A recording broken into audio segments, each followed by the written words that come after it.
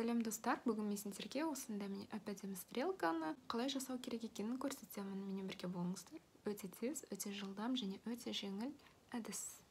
Мынада бізге кисточка керек. Сосын подводка жоқ болса, туш жақсы болады туш. Ең алдымен біз кірпіктерімізді бояп аламыз. The One Lash Extension. Міне кірпіктерімізді бояп алдық қой. Келесі, осы кисточкадан, туштың кисточкасынан, мына кисточкамен ақырындап аламыз красканы.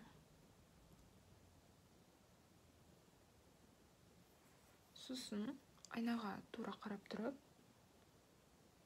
тура емес, енді астынан қарап тұрамыз да, былай саламыз.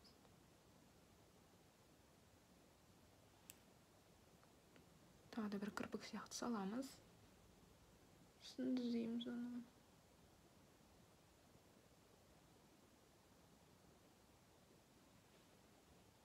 Былай көз ұстап тұруға болады, тартып. Міне.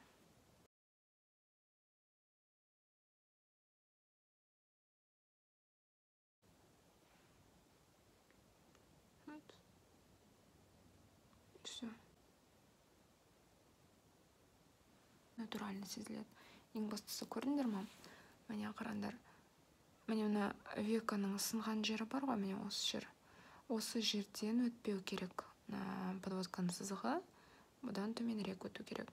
Сосын ол мына астыңғы веканың жалғасы сияқты болу керек. Не көрдіңдер ме? Былай міне жалғасы болып тұру керек. Әйтпесе көп қыздар мына жерге дейін өткізіп жүреді. Сосын осы жерде жаман сызық қалып тұрады.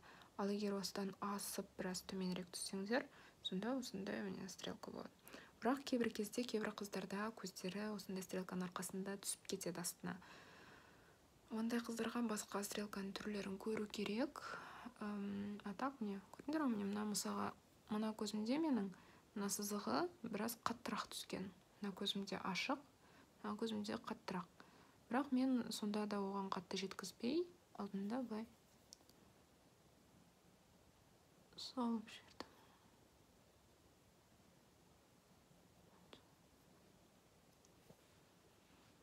Мінекей, осылай стрелканы саламыз.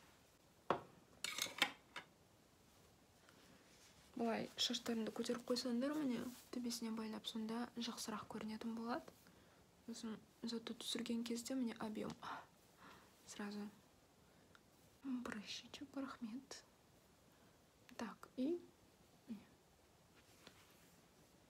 осындай мейкап. Тез және жылдам. Сосын мына бальзамды қолданамын. Бұл бальзам өте күшті. Міне көрдіңдер ме? Түсі күлгін, сондай нәзік күлгін түсті.